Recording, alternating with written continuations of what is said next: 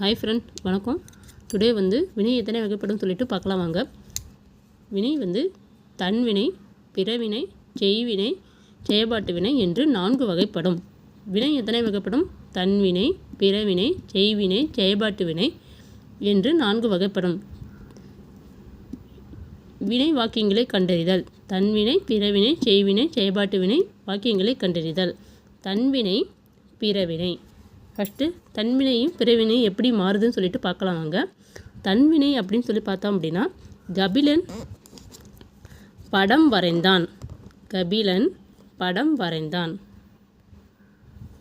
கபிலன் படம் வரைந்தான்.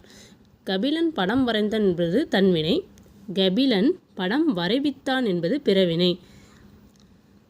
கபிலன் படம் வரைவித்தான் பிறவினை. கபிலன் படம் வரைந்தான்.